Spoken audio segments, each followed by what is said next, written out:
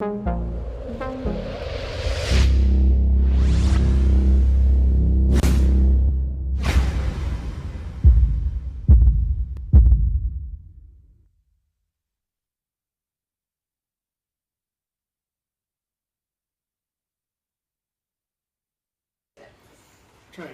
me a thumbs up if you can hear me. Okay, Guy Pennington, thank you. Hi everybody, welcome. A couple things, y'all know, I think everybody, well there's a couple new people actually I see. So let me tell you where the bathrooms are. At any point you need to go right through those sliding glass doors underneath the deck to the left. It's right there. There's coffee, there's cake. Thank you so much for the cake.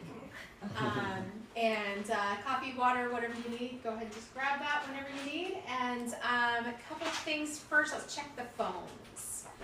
Check mine, let's make sure they're off. We just ask, one thing that we ask in this room is that we put the cell phones away during this time. You don't even need to take notes on your cell phone. Don't worry about it. I have a recording, so we can provide that. We can even provide a transcript if you would like. Yeah. It's so distracting. So please, we would really appreciate that. Thank you very much. And then if at any point, those of you in the back or anybody gets pulled at any point in time, feel free to interrupt and say, hey, you're pulled at any point. We don't want anybody uncomfortable back there. But it sure feels good having that breeze coming through. But don't be shy about that if you get cold, because that's miserable. Don't want to be miserable back out there. Mom's group.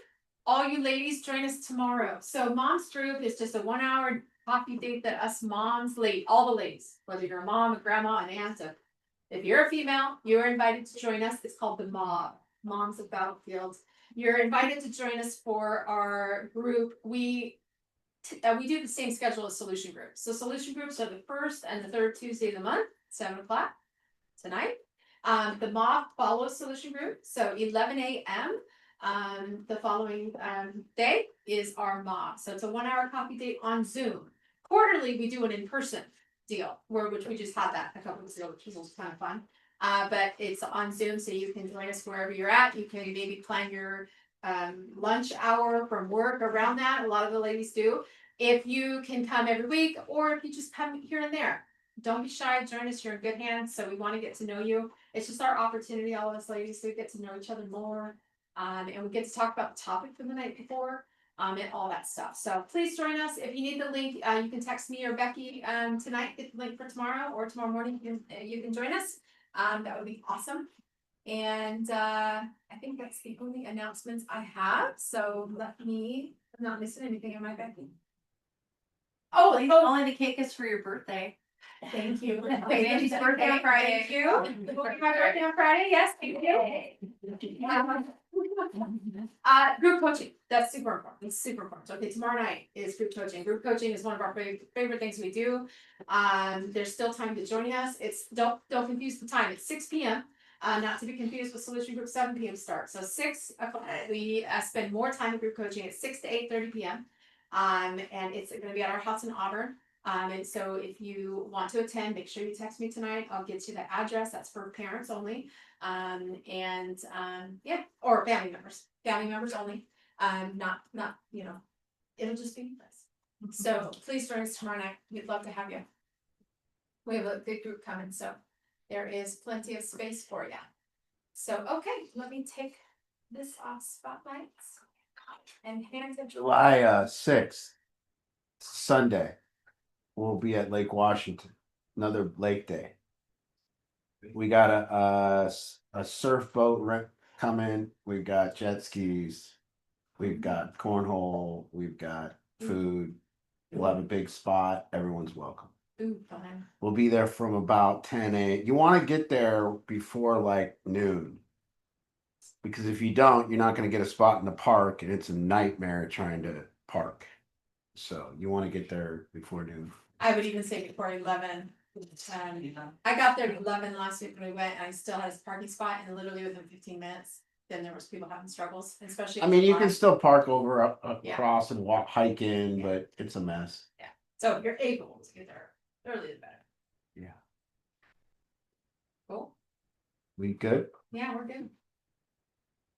My dentist called me the other day. I had a dentist appointment scheduled, and the girl called me to remind me that I had a dentist appointment. And at the end of the thing, she goes, I just want you to know we've got this new dentist. And then at the end of the conversation, she goes, and by the way, she's very compassionate.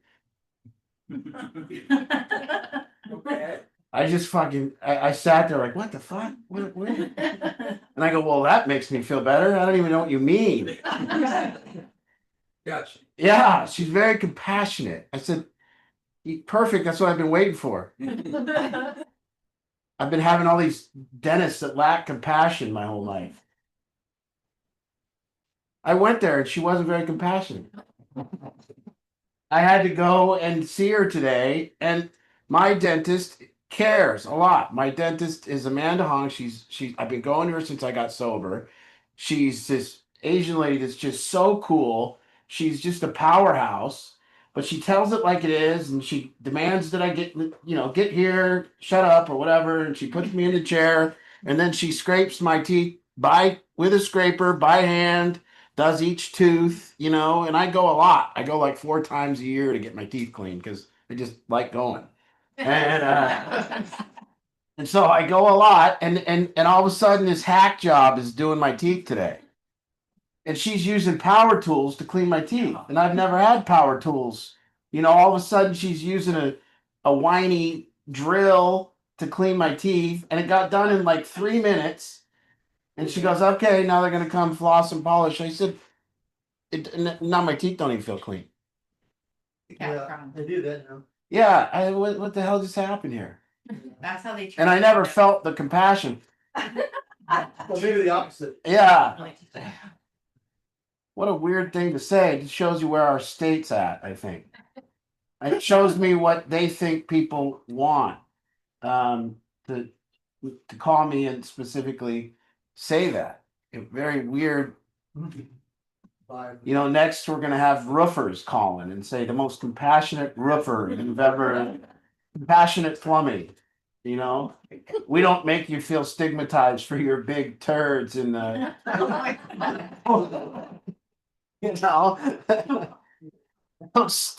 what, they don't make you feel embarrassed or shame you because you got your toilet clogged. They come over.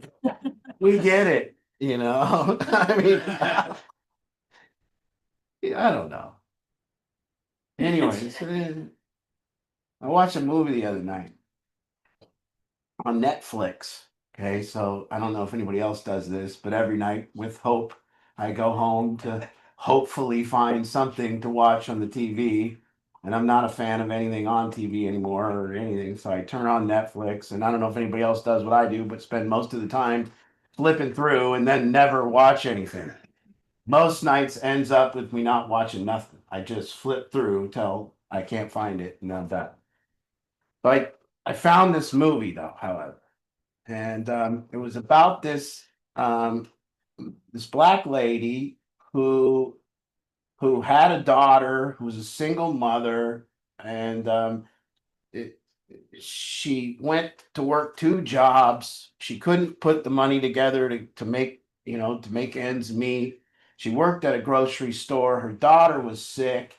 The school was hounding her about lunch money that she was trying to come up with, and she ended up just having this day, where she gets to work late, and then the boss is going to fire her for being late. But she got there, and you could see that it wasn't her fault that it was late, that she was late, and and then she showed up, and it ended up that she just wanted her check so she could get her daughter $40 for this school, and then she was going to get evicted, so she needed to run the money back to the school and to the landlord. But on the way back, there was this guy that was road raging, and he knocked her car off, and now her car don't run. And then they set her up and said it was her fault, and the cops, because he was a cop that was doing it off duty, and then the other cop came in and took inside, took her ID, and now she has to go to the bank to cash a check, but she doesn't have ID, and they let her go. And then she goes into the bank, and then finally, she was at the grocery store trying to get her check from the manager, but the couple guys came in and robbed her, and then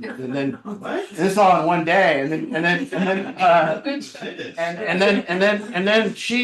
the robbers, she accidentally got a squabble with them. A very famous action, like a very famous actress. I can't remember, but she gets in like this squabble with him, and then she ends up with the pistol, and she ends up shooting one of them.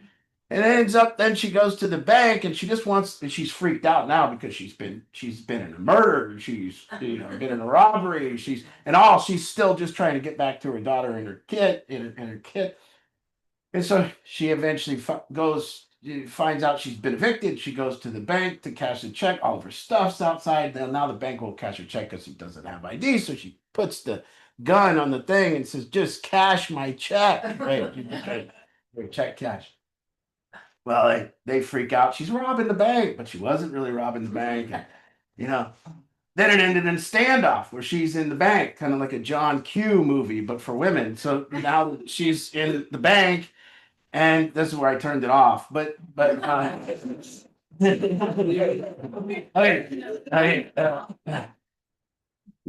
a point here, and the point is that I've helped a lot of people. And an opportunity to help a woman like that would be a grand opportunity. Really to see someone struggling, really to see someone trying to make ends meet, really to see this person, this mystery person that we talk about when we say help. Really, this person who's working 2 jobs, single mother, no bad behavior, makes it to work every day, not using drugs, trying to keep her car running by maintaining a shitty car, but maintaining it, actually paying her bills, taking her check and giving it to the landlord, actually showing up. I've never seen this human that they're talking about, you see? Instead, I've searched for this human. I've been helping people for about 14 years, 15 years since I got sober. And I've searched for the human that deserved that kind of help. You see, I just take this mother and I'd buy her a new car. And I would just give her that new car and I would just pay her rent for 6 months. And I would just pay her daughter's lunch money. And I would just say, hey, there it is. Now, and guess what? That woman would probably be grateful. She'd probably go, oh my God, thank you. I can't believe this. Tears would stream down her face, but it wouldn't ever alter her effort. You see? So one of the things that we're not mentioning in this world of helping is there's never a discussion about the person you're helping and the effort that they're making.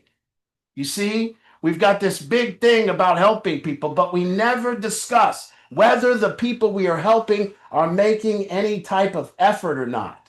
You see, when you get into helping, you're going to figure out some things. You're going to figure out that many of the time that we don't talk about this word effort, like these guys in the back, you're going to change your life and you're going to do it. You're going to do it through like 2 ways. You're going to do it through one, effort and responsibility. That's how you're going to do it. You're going to effort the thing. You're going to actually put forth effort in a direction that you want to be in that direction. It won't be the opposite direction that you're putting an effort in, you see? So one of the things that it reminded me in that show, and I saw that movie and I went, oh, that's why people think that's why people think we should help the way we should help. That's why. It dawned on me that that's what we see in the movies. It dawned on me that everybody in this room, whenever you've went after helping somebody, the first thing that you saw was there was no effort on their behalf. And worse than no effort on their behalf, there was effort in the opposite direction than in the way that you thought you were going to help them. You see? So not only was there no effort, there was an effort against you as the helper, and they were going in a different direction. And that's never portrayed on TV. That is never talked about. It's never talked about that when you go try to help a homeless person nowadays, they don't want no help. It's never discussed that not only do they want no help, their efforts are all going in a different direction. So it reminded me of and I just say that, not to say that that's what I even care about talking about, but I just say what we see in the movies, it was there for me. So by the way, when I got sober, I searched for this woman because I likened myself a hero when I got sober. So what I did was I didn't care if you called me and you said, hey man, I go to meetings every day and I got 30 days clean and I got the money for rent. You know what I would say to a person like that? Oh, well, you can move in if you want. I won't even be over there to meet you, though. Somebody else will meet you and you pay and you get locked in. And I don't even really care about you. Because in the beginning, what I wanted was I wanted that person right here that no one was helping. I wanted that person that I could say I did it all. I wanted that person that I could say, look at the effort I've made. And now that I've made this effort, their life is different because of me. You see? So I went out and I would see there would be somebody that's working an effort and working a program, and I didn't want nothing to do with them. I wanted to go over here with this person. This person's holding a sign. So I would grab that person holding a sign and I would just say, come home with me. I got a place for you. I got everything you need, food. I got everything. Come on. And I did that about probably, I would say, 35 times. And I took all 35. I took 35 homeless people off the street with no money, no family, nothing. I just went out, sought them out, found them, or they called me. And I took them off the streets and I brought them into my house. And you know what they did every time? I'm talking 35 and 0. 35 and 0. They said, this isn't good for me. You don't help me the right way. This food isn't the food that I want. This bed is lumpy. I went 0 and 35 on helping people like that. You see? Because what I realized was there's got to be an effort made. And if there's not an effort being made, if the effort is being made on a different direction, I was going to first, in order to help that person, I was going to have to thwart that effort. You see, I was going to have to be a stand right there for the person. And I was going to have to be a stand for their behavior to turn the other direction, kind of like a dam, kind of like being able to make the water go back the different direction. You see? So I realized that that's kind of what some of the phases that some of the people are in here. I want to read something, and then I'm going to read it once, and then probably again. And I want you to know I found this quote when I was first getting sober, and I found it again at the Landmark Forum, and you know it's kind of when I read the first part of it, I want you to know that when I got into recovery, that this was all that it was about. And at some point, what switched was it became, when I read the top of this paragraph, the recovery world became these type of people, and it became this type of thing. I'll read it to you. The top, I want you to know the top is the opposite of what. Anyways, can you put it up? And this quote was kind of what set me off. I remember being kind of set off by like, okay, this is what my life is going to be. It says this is the true joy in life. To be used for a purpose recognized by yourself as mighty one.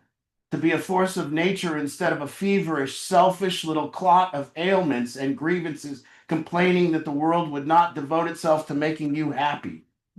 I am of the opinion that my life belongs to the whole community, and that as long as I live it is my privilege to do for it whatever I can. I want to be thoroughly used up when I die. For the harder I work, the more I live. I rejoice in the life for its own sake. Life is no brief candle to me. It's sort of a splendid torch which I've got a hold of for a moment and want to make it burn as brightly as possible before handing it off to future generations. You see, that's to me was what it meant. And up here right now is what I believe that the world has become. A feverish, selfish little clot of ailments and grievances complaining that the world does not devote itself to making you happy. And I believe if you see that the world's become that, and then you read this again for yourself a couple times, what I got about this is that I think it's about power. That I think this is how a true human being has power, and this is where you find power, you see? And I think many of us come here, and when people come to me, it's the same story over and over and over. It's a story of a loss of power.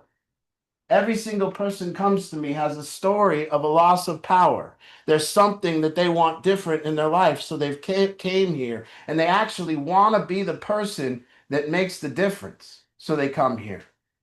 Or you've put your life into a position where you've come here because you've lost all power, and this is where you ended up. This is the harbor that you kind of floated into, and you got here because of that. But either way, it seems to be that everyone comes here in a loss of power, and they're saying, I want power. And so to have a discussion about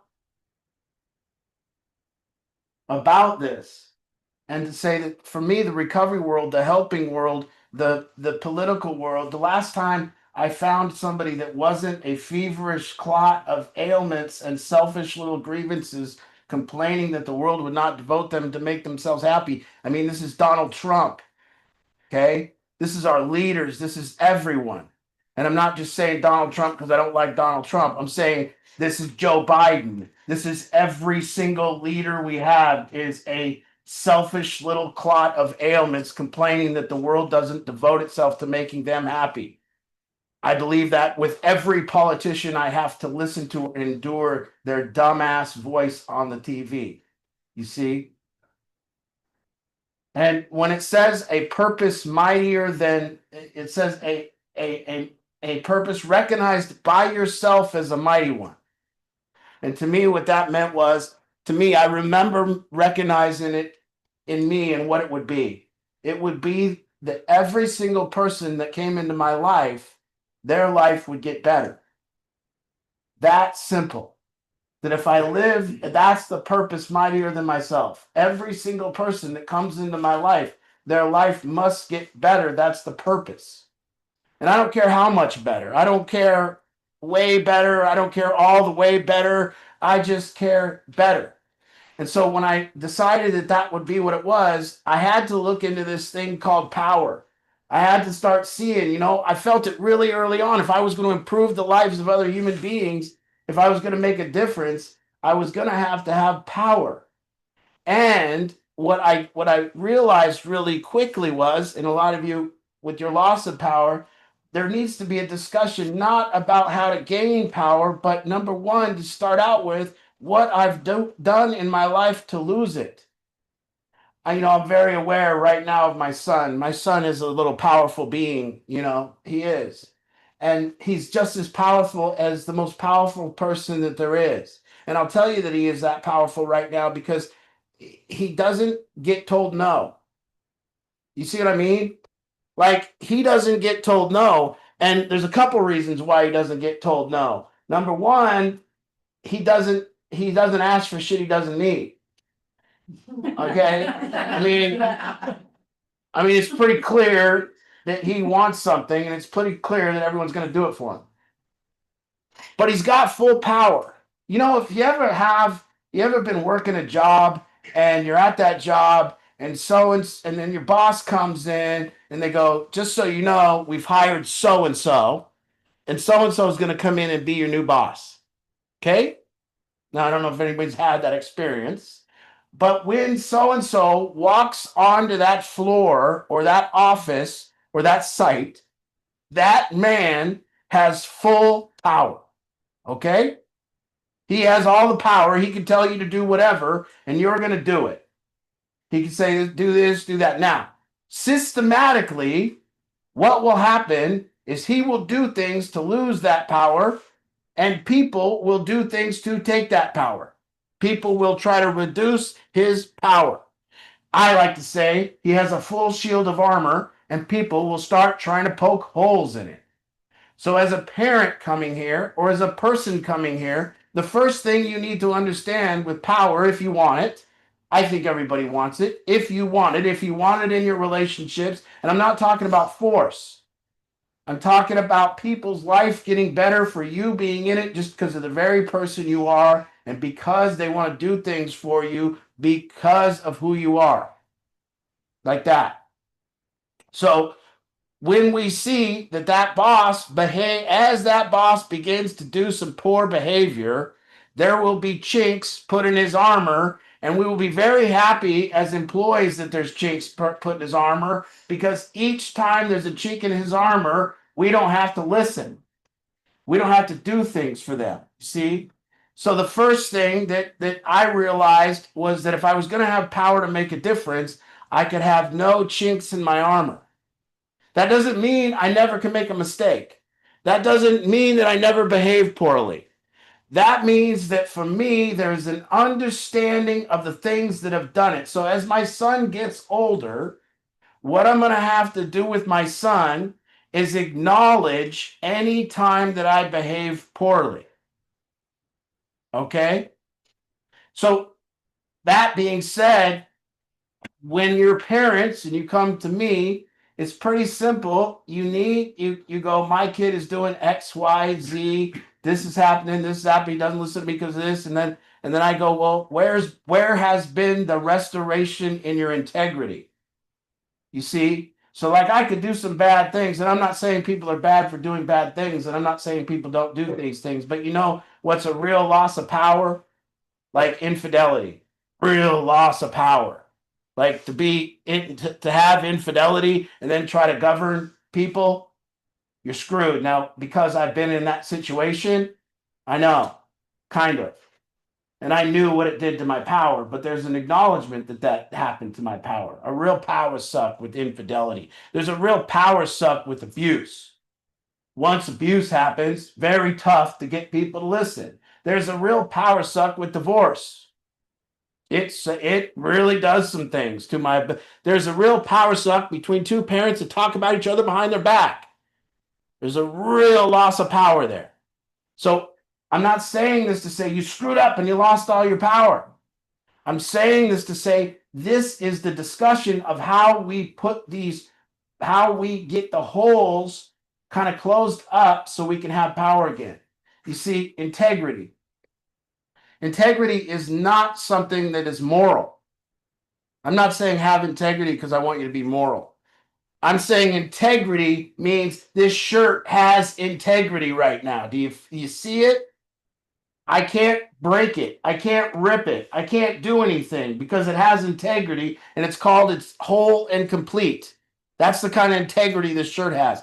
But if I start washing it too much, if I start poking holes in it, it will lose its integrity. So integrity means workability and it means power. I must have my integrity to have power. I must acknowledge my bad behavior. I must get that hole closed up. I must talk about my bad behavior and I must finalize my bad behavior. I must get to a point where that's over or we discuss that it's over, or I must at least acknowledge that when I'm trying to have power in this relationship, there's this elephant in the room that's not being discussed. And the elephant in the room is my loss of integrity through my bad behavior. So I've been through this process. I've lost my integrity before. And it's real simple. It's not a moral thing. It's a restoration and acknowledgement of this is what I've done to lose power. So many of you drug addicts, you're in the room. I know it says, oh, 12 steps, all nonsense, whatever. But there's a very important step there that if you don't do the steps, you might be missing. And it's called making amends. It's called saying, I was a shit. I behaved very poorly, and we want it from everybody else.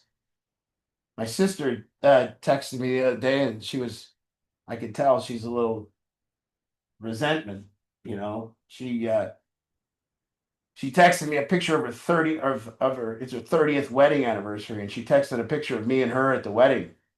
And she said, look at me clenching my teeth. And she was like, and she goes, I must have known you were high. And I go, well, I didn't do drugs then, but okay. You know, but I can see that she's still holding that. I can see that 30 years, she's still, you know, I screwed up the wedding by being all high and drunk and making a mess of things. Maybe. But I didn't get high, so. My point is though that there's this acknowledgement in this game. And I wish people would admit, you know, like I come here because I don't want force. You know, I'm not talking about force.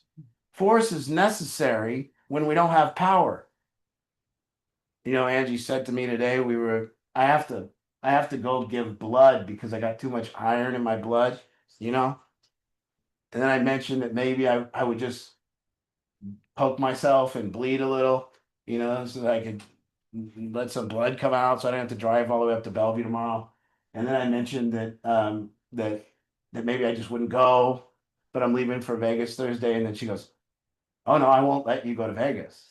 And then I said, well, you don't have the power to not let me go to Vegas. And she said, oh no, I'll cut off all funding.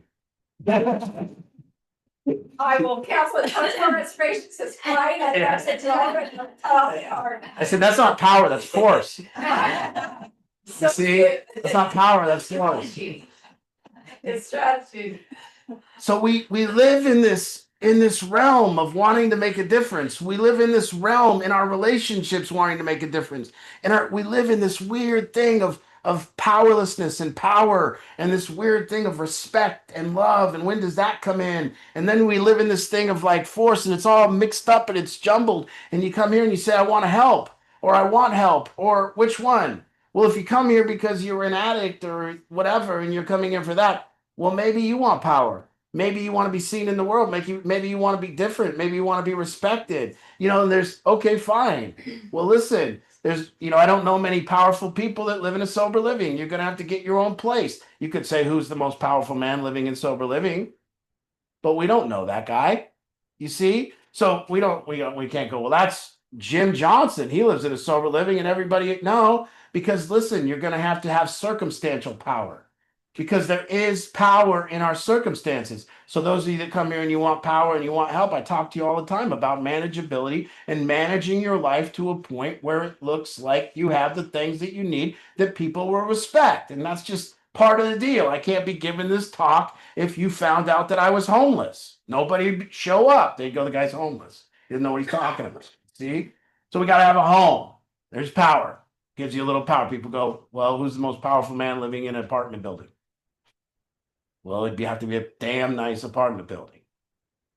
You see? So we have circumstantial power. And then as parents, maybe that's not even where we're at with circumstantial power. We're at real emotional power. We're at behavior power. We're at like, okay. But there's this acknowledgement of these kids, my son, he's going to look up at me. He's going to need to know the truth. You see? There's also this thing of presentation. I found family after family, and there's a lot of real concern about the way it looks. Families after families after family are highly concerned with the way it looks. And I'm talking highly concerned with very little concern of how it really is. And that's a problem, you see, when it comes to power. Because people that have power are the truth. They're not worried. They're not making it look different than it is. When your power gets investigated, your closet gets cleaned, and it better be how it is. And so if you want power with people, you better present the truth. And when they call you on it, you better I hear these parents, well, would you talk about am I going to talk about drug use with my son? Absolutely. There is nothing that I won't talk about him with. Nothing that I won't talk to him about. Nothing. There is nothing that I won't talk to him about. There is nothing. You see? Because anything that I hide will be a power loss later. Anything. He will find out later, and it will take all my power. I will have nothing left. You see?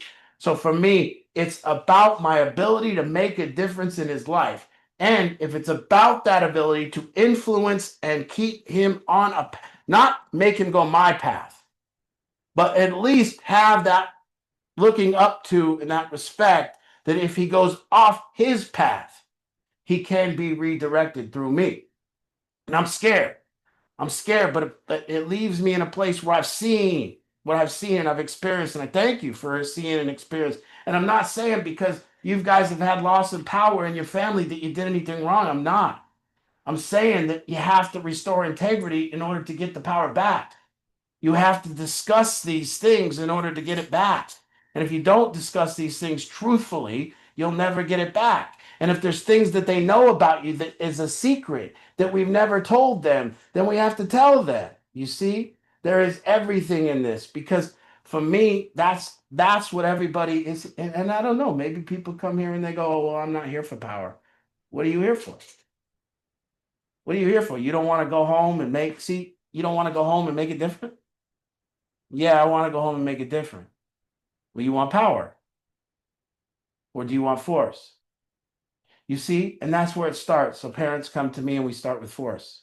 Sometimes we have to start with force because the behavior needs to be thwarted, because the effort is going in a different direction.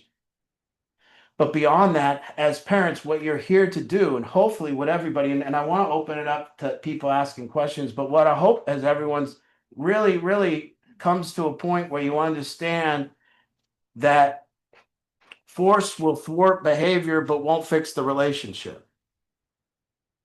and that you did come here to fix the relationship. You did come here for for power.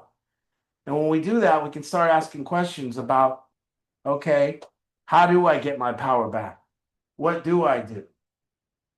For me, I just had this experience where I got to help people early on, and what I did, and it qualifies me in order, because when I got this experience of helping people, the first thing I got figured out was my life didn't stand up to the test.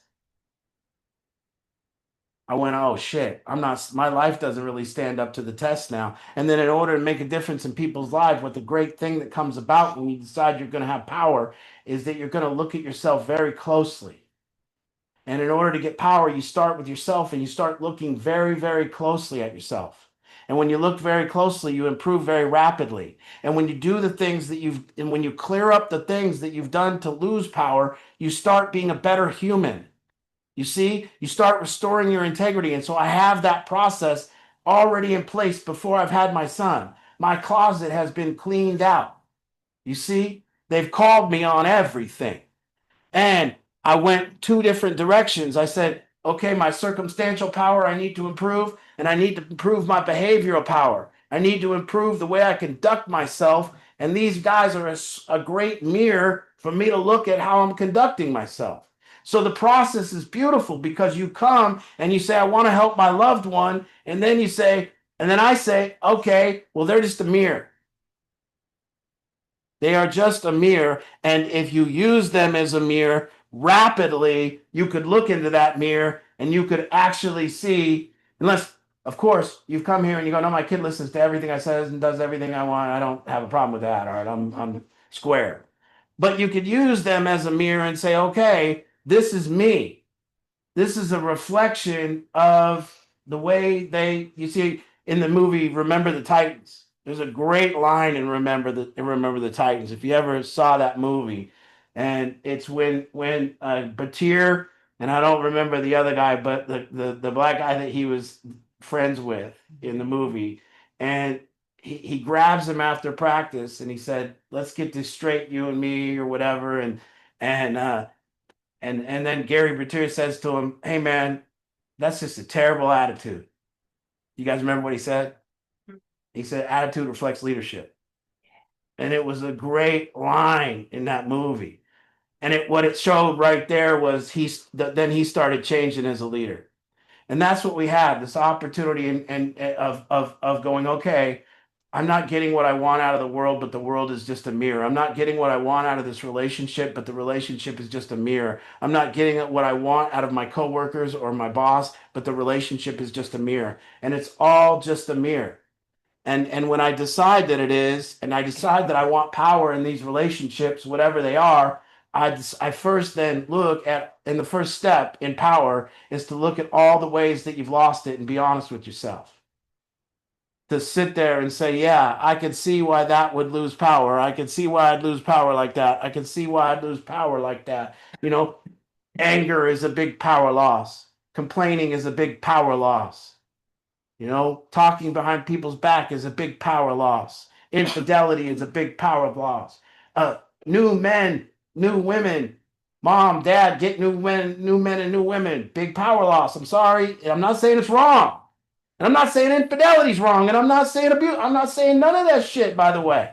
I'm saying we do it all. I'm saying I ain't fault. I'm saying you got to restore your integrity. You got to acknowledge this stuff just like you like everyone else acknowledging stuff about themselves. You can't just have an elephant in the room and then just wait, we're just going to move on. You stole my car.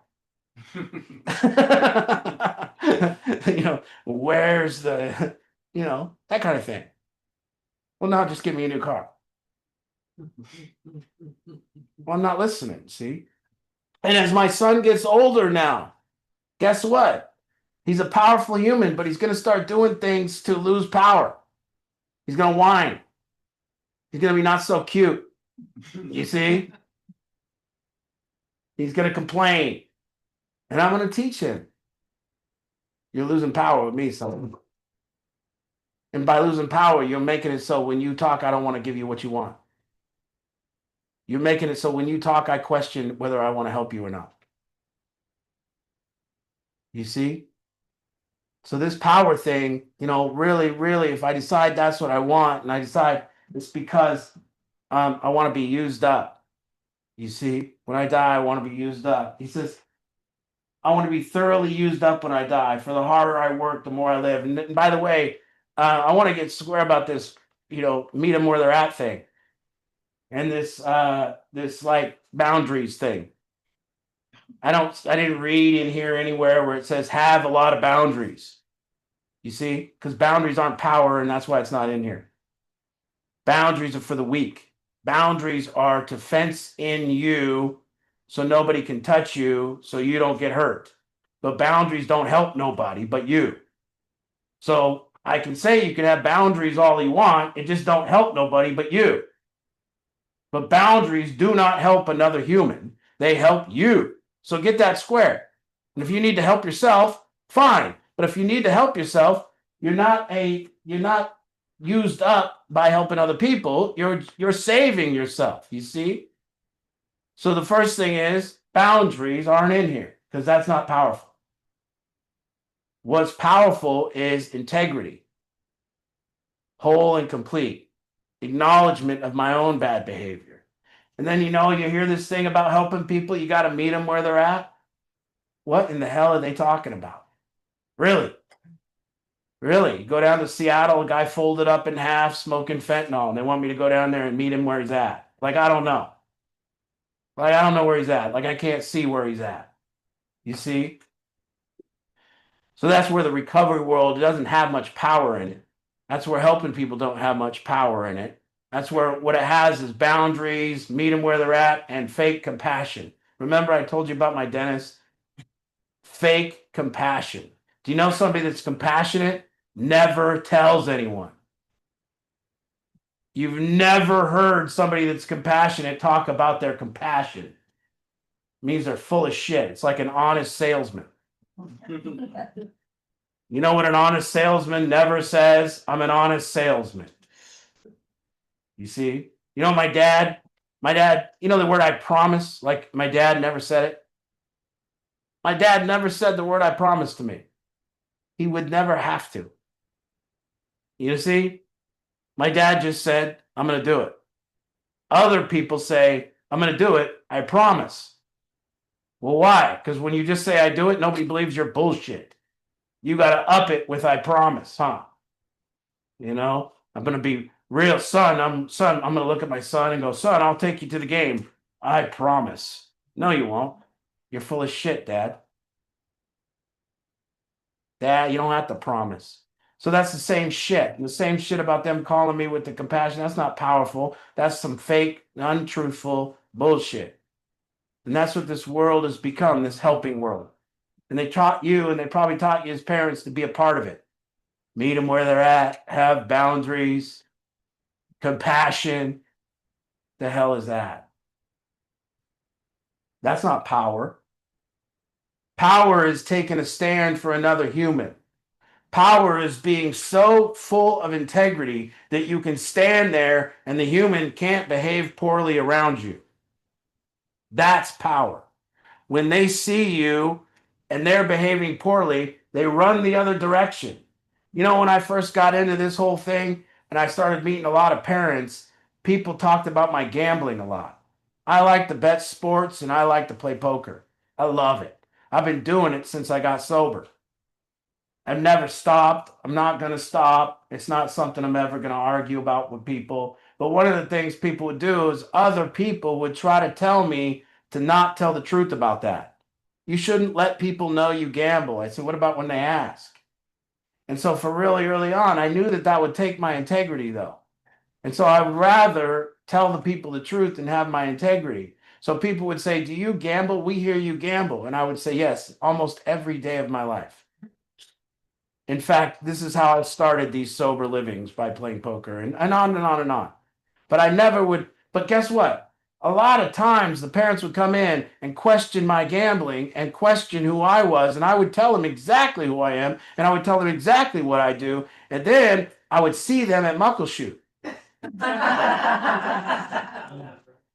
And guess what they would do? They would have a beer and they'd be at Muckleshoot and they'd see me and their face would go, oh, And I go, hey,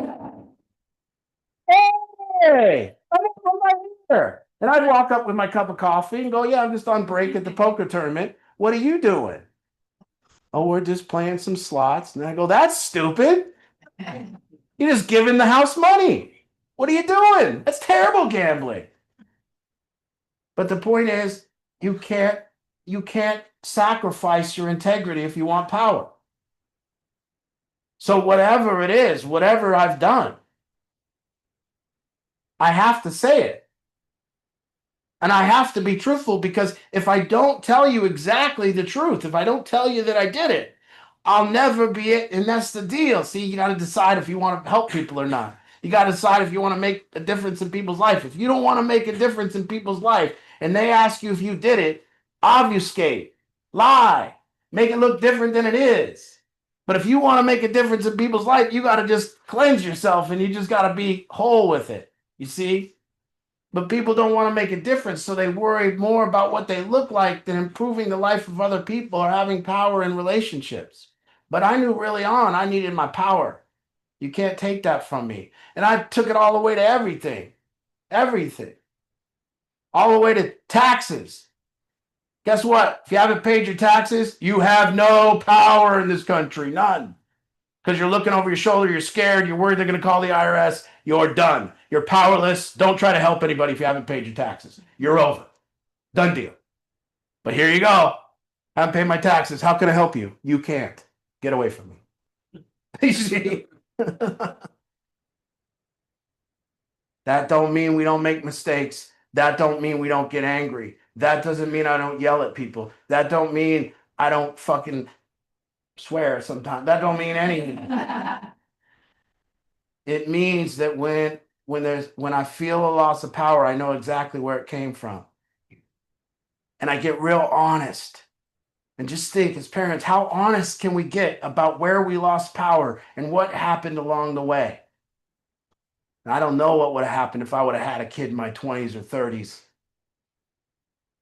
You see? And just imagine if all of you had your kids now, how much more powerful you could be, how much better you behave now than you did, how much calmer you can be, how much loyal you can be to your partner, all of it. You see? So I have the luxury of being 50 years old and have already cleansed myself and got to the place of truth and everything. And I don't know how much explaining I would have to do my kid if I had a kid in my 20s. Be a bad deal. You just go, I'm sorry, I'm sorry, I'm sorry, I'm sorry. My parents are gone, but I'm still sitting here. I'm questioning them every day still. You know, I'm 50 and me and Angie have turned to like going to the gym and stuff is like our fun. You know what I mean? Like we don't have anything else, but let's go to the gym. We want to go to the gym, you know? And that sounded horrible my whole life, but now for some reason it kind of sounds okay, a little stimulating, I guess, you know, so we do. But my parents, like, never. I'm just looking up at my parents going, never the gym? You guys never went? You just called it a life? Like,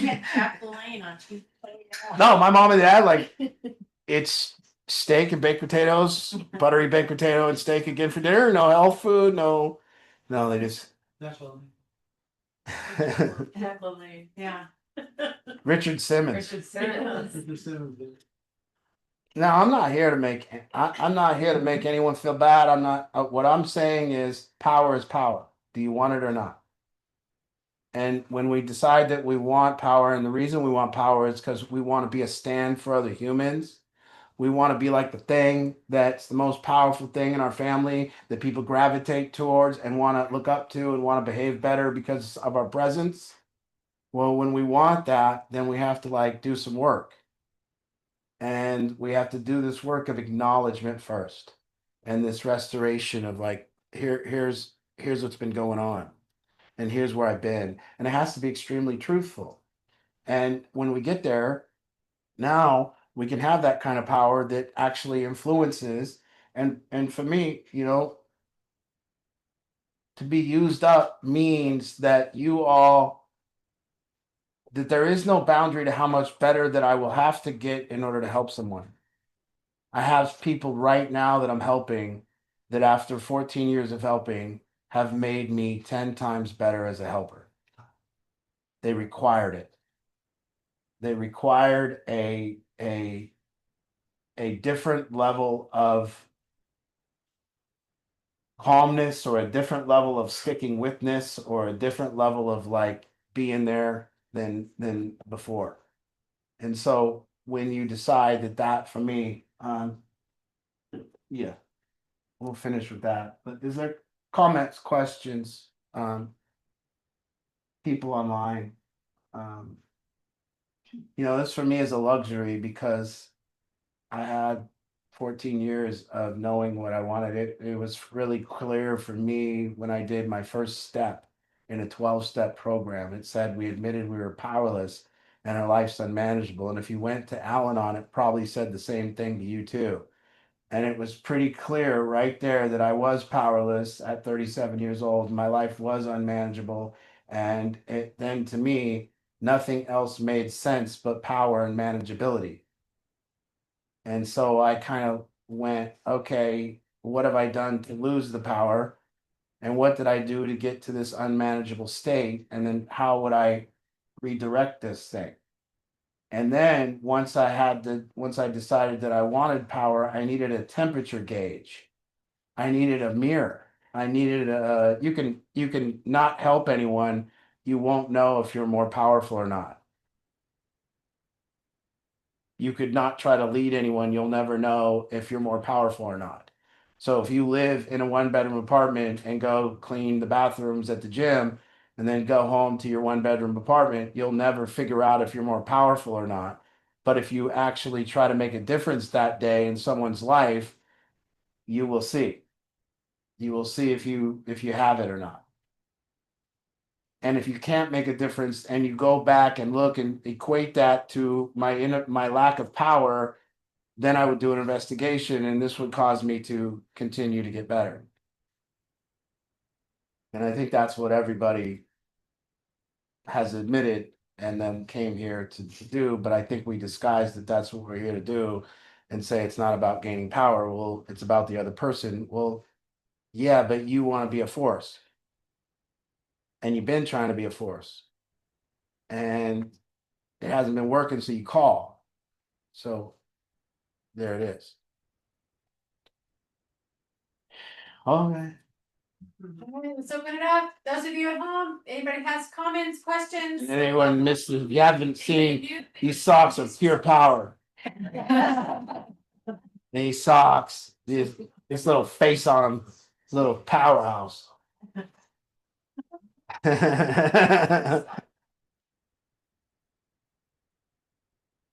Anybody new, we'd love to meet you. If you want to introduce yourself for the first time, we welcome that. Now it's weird if you just got here tonight because we've been doing this for like 13 years.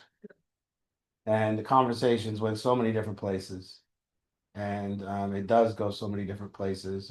And it's just what we're experiencing this week or whatever. So, there's tons of other things to discuss when we discuss power. And I don't mean force. I want people to know I don't mean force. I don't mean forcing people to do anything. I like to say to parents, imagine if I could take 3 things away from you and have you continue to help. And the first thing that I'll take away from you is I'm going to take away lecture. So that's the first thing. There will be no lecturing. You can't lecture. The second thing that I'm going to take away is negative reinforcement. So that means that you can never discuss their negative behaviors. Now I'm going to throw one more at you. I'm going to take away punishment. So now I'm going to take away punishment. I'm going to take away negative reinforcement, and I'm going to take away lecture. And then I'm going to say, help them. Becomes what you do.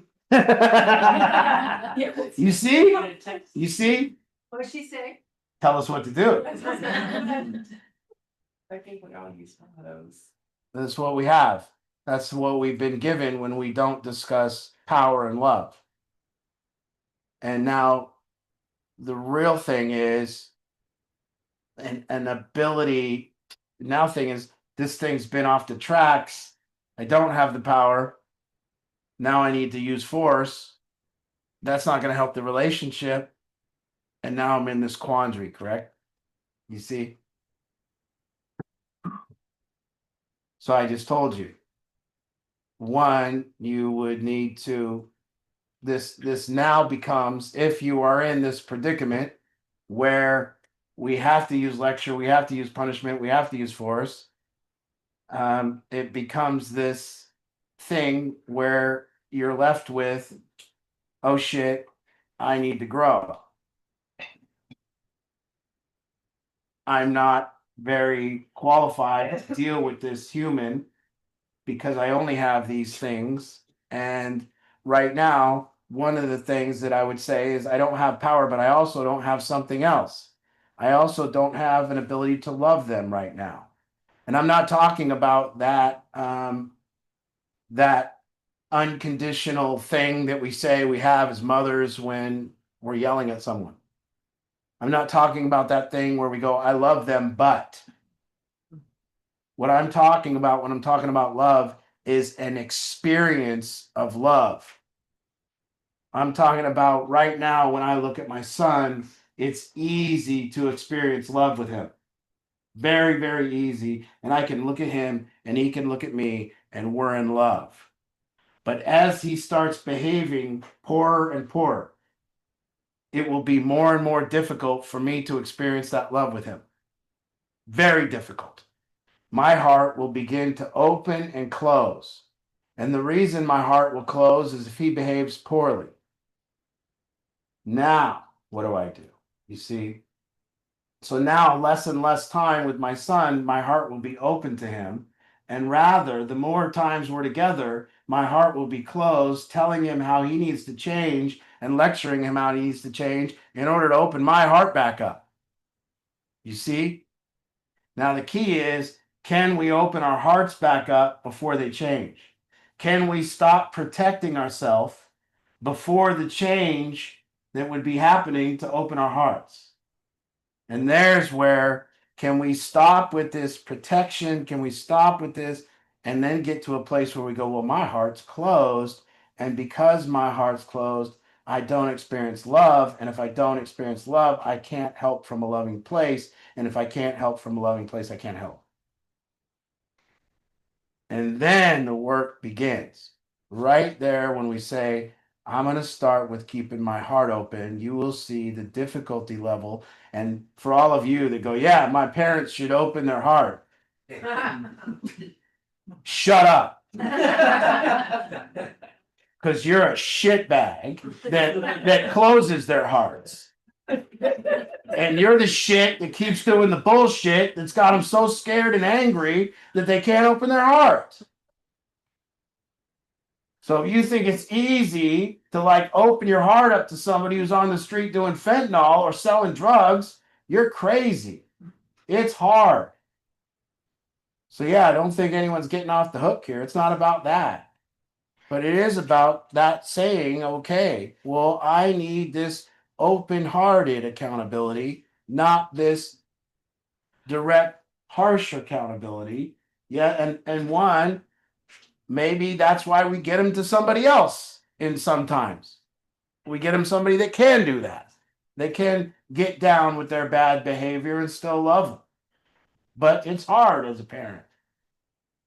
So I'm not saying that, oh, you should be doing this. I'm saying this is the mecca. This is like the top. An ability to keep my heart open and restore all my integrity and get to a place of open-hearted accountability where I can be a stand for another human being's good behavior, where I can be a stand for their improvement. And this is like the goal, not even close to where we should be. And this is for me, after 14 years of understanding that this was my mission, still failing in the mission, and still working the program of, wow, this will still improve me till the day I die.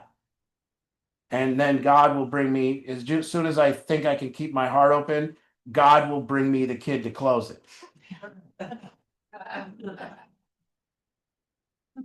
And God says, you don't got it figured out yet. Deal with this shit.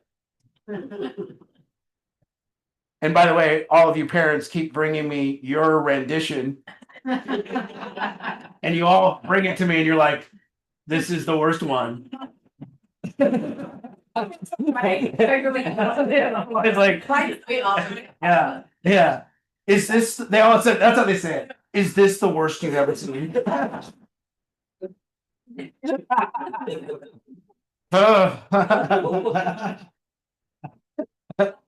Yeah, just serve it up. But the goal is the same. My goal is the same, and it's been the same way, and it's been since I've read this, and it's been since I've read Untethered Soul, and it's been since all of it was my goal is to keep an open heart. That's the goal. My goal is to not help you. That's not a goal. I don't even know how to do that. My goal is to keep an open heart, which in turn would help you.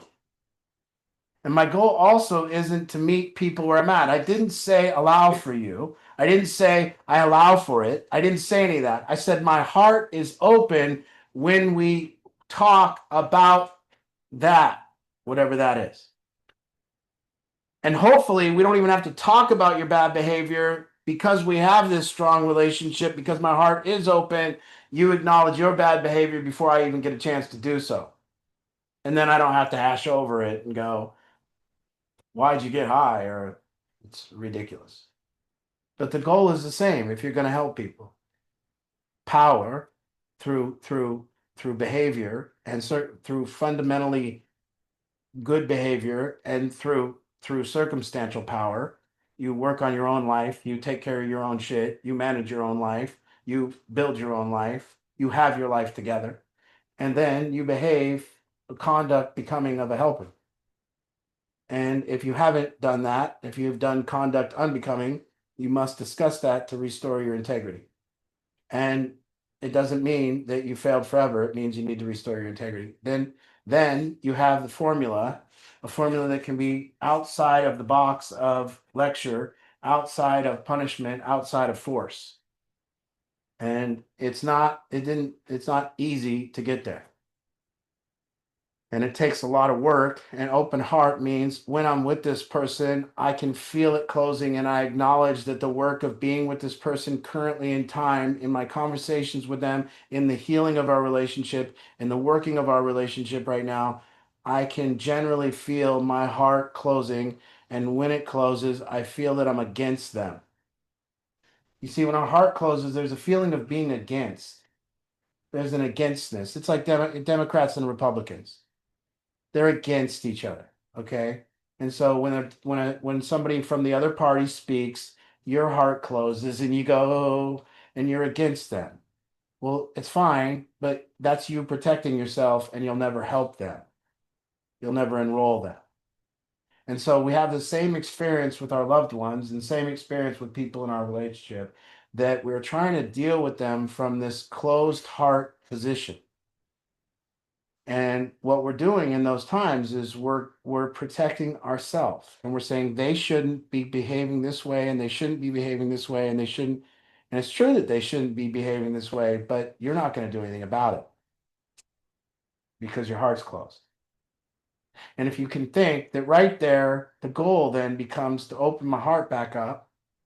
Now I've got a different goal other than helping them. Just like Tom Brady doesn't play on Sundays thinking about the Super Bowl. He's not concerned about that. You know, Tom Brady won, what, 8 Super Bowls? What is it? 8, 7? 6? With never being concerned about winning a Super Bowl. So, meaning he was always concerned about what was next, and what was next, and what was next, and what was next. And we can be very concerned with helping people but we can never be concerned with helping people. You see? If you are concerned with helping people, you're probably very concerned with them changing so your heart can open back up. But if you are not concerned with helping people, but rather concerned with your heart being open, you will have no concern for helping people, but all concerns for opening your heart, which in turn would allow you to help people. So having this concern, this number one concern that power is lost when my heart closes. And once my heart closes, I am against them. I've lost all power. I'm boundaried up. I'm protected. I have no way to be used up. I'm protecting myself from being used up. And now I'm stuck in this little thing where I'm against someone.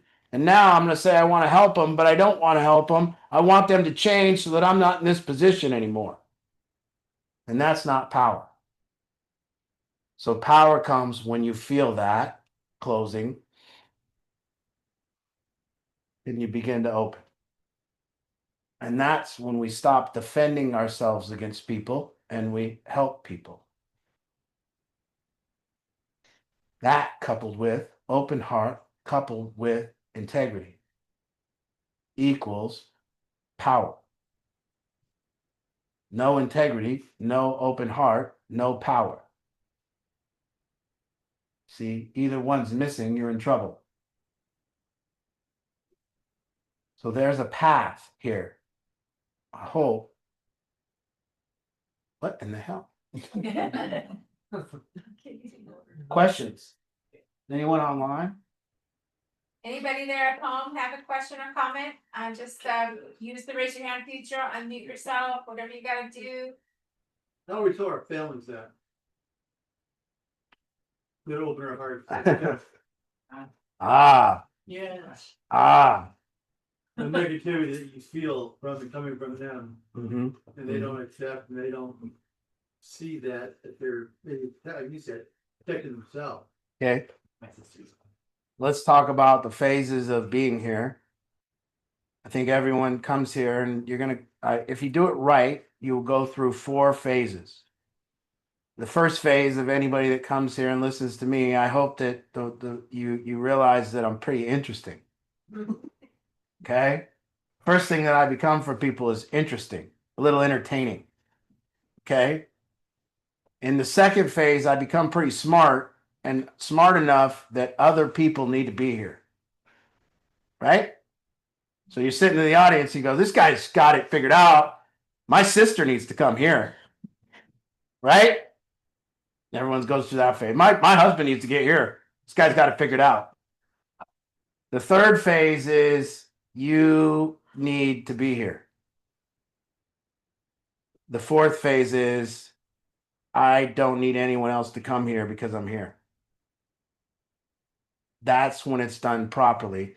And that's a long way of me saying when you open your heart and when they feel your heart open, you have an ability when we have an open heart to open the hearts of people around us. But if their closed heart closes my heart, I don't have the ability to open their heart. But if I can treat them such as a scared dog, and I can calmly and openly maneuver my way in and open that heart. And then they say, well, John, you did this to me and did this to me. Just keep your heart open. That's it. You just keep your heart open. You just be there and let them do that. And you keep your heart open. And I promise they're going to see a different you. But if your heart closes, guess what's the first thing you're going to do when your heart closes? You're going to defend yourself. And then they're going to get more angry and you're going to defend yourself. And it's going to be a vicious circle. And when you open your heart, you don't need to defend yourself. You don't need no boundaries. You don't need anything. You just open it up. And you say, yeah, I did that and I'm sorry. Yeah, I did that and I'm sorry. And you just keep it open. I've won my sisters over. Every now and then they get a little, but I've won them over because no matter what, I'm fine. I did that. You win them back, but you got to win them back with an open heart. If you close your heart and say, you should forgive me or you should, no, get over it. You know? That's a big feat. Yeah. Your 2 sisters. Yeah. Older sisters, little brother. Yeah. It's a Yeah. big deal. Yeah. They gave me a couple good Christmases. Christmas became all about my bad behavior for the past 17 years. Yeah. We're doing this again. Yeah. You admit your failures basically to them. Yeah, and then you restore your integrity and you do it truthfully. Yeah. You know, when they sat there and said you took my nephews to the park and you know, used them as an alibi to take them to the park to meet your drug dealer so that you could go smoke crack in the bathroom and then you left them out in the park. Just a minute. I wanted to defend myself and say that's not exactly what it was. And no, that was exactly what it was. Yeah, my 5-year-old nephew and my 8-year-old nephew sat outside in the park unsupervised while I sat in the bathroom and smoked crack. Oh, you lost your moral high ground there. I did that. Oh, I did that. That's who I was. Yeah. If you left your purse anywhere in my vicinity, I robbed it too. So that's who I was. That's what I did. Maybe not who I was, but it's what I did. You see? But I can tell my story because that's not what I do anymore. You know, and that's a restoration of integrity. You admit your failure. Yeah, admit it. Admit it honestly, like a bone. I keep trying to tell people the truth is a bone. The truth is a one of those big white bones. And the truth can have no meat on it. It's just got to be down to the bone. And it's got, yeah, the truth hurts short term. Short term. The truth never, never, never hurts long term. Never. It always hurts just a little bit short term. And that's why it's like a bone. You can't put no cushion on it. Nothing. There ain't no, what do you call it? Cartilage. Flesh. No, it's bone. That's what it is. You know, you cheated on mom. Yes, I did. Yes, I did cheat on your mother. So what? Now what? Here I am. Now, if you're still a cheat, it's going to be very hard. You're not going to have power anyways. But if you're not that person, you can look and say, but I ain't that person anymore. And all of a sudden, the kid's got nothing to say anymore. Knock it off.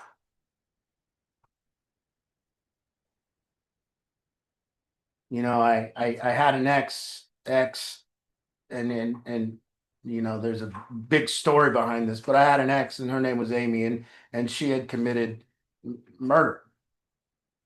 And my ex, when I got sober, was a convicted murderer. She killed her ex-husband. She was also a drug addict. She spent many of time in jail. But I saw her do something that was, you know, really amazing back in the day. Her son said something to her of the effect of why he doesn't have to behave good or whatever it is. And he got on her about all that shit, and she just laid it out and said, yeah, I done all that shit. So what? And when she did, he shut his mouth and power ensued. Power came about. And it was a beautiful thing because at that time she wasn't that person. That she was living a great life.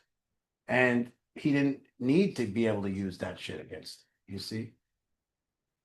So integrity is restoring integrity. People miss that part and they want power. Come on. I see it all the time. I look at everyone. I want to look at everyone and go, you know what you did. You know what you did. How come everybody that comes with everybody that comes to me with the relationship issue comes to me with the same format? I am an innocent bystander that's been wronged. It's the same format every time. I am being mistreated and oppressed and wronged. You know what you're doing. You know that look you gave. You know that condescending tone you have. You know that passive aggressive.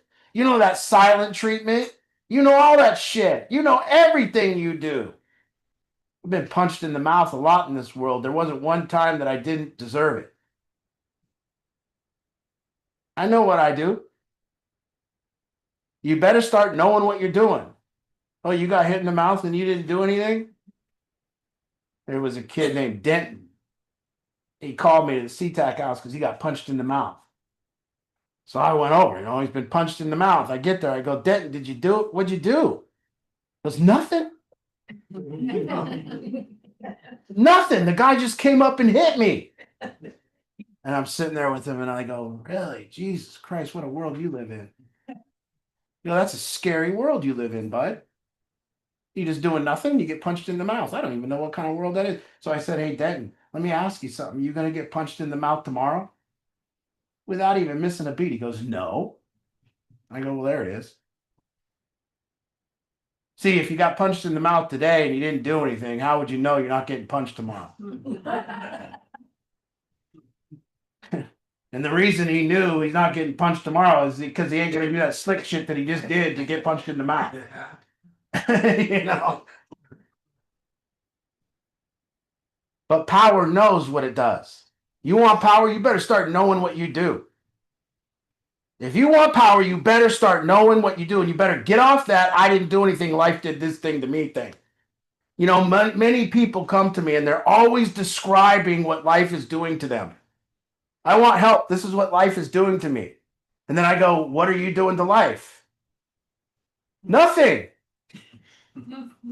I'm not doing nothing to life. Life's doing it to me. I'm not doing nothing to life. Well, you better start doing something to life. Because life will do it to you. And for me, power is I am always doing something to life. You see?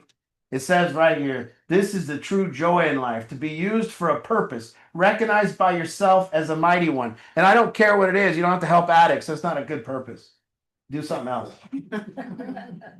To be a force of nature instead of a feverish, just think.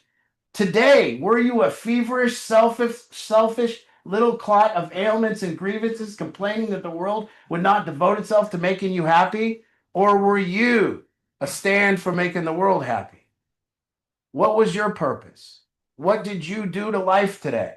Or did you just get done by life and then come sit down and now you need a nap? I am of the opinion that my life belongs to the whole community and that as long as I live it is a privilege to do for it whatever I can. I want to be thoroughly used up. You see, wherever I am, there's an art-sized hole in the wall for sure. I ran through that shit, no matter what. And I want to be, I don't want no boundaries. Use me up. I'm going to give you everything I have. And when I'm done, I'm just a bag of fucking bones laying there in the middle of the room. And I'm done. I gave it my all. When it's my 80th birthday, I don't want to say I saved something. I didn't let people hurt me. I protected myself. I didn't forgive that guy. I want to forgive everyone. I want to give till I can't give no more. And I want to be at my 80th birthday and want to be used up. For the harder I work, the more I live. I rejoice in life for its own sake. Life is no brief candle to me. It's a sort of a splendid torch which I've got a hold of for the moment, and I want to make it burn as brightly as possible before I hand it off to my son. You see? And what do we do today? This is it. You want power? There it is. Read it again. A stand for others. No boundaries. No, meet them where they're at. Bring them to you. Be gravity. Be who they need you to be. Love. Open your heart. It's all there. I hope that helps. Thank you. And I hope you all will join us tomorrow. If you want to sign up for group coaching, make sure you connect with me via text and we'll get you tomorrow.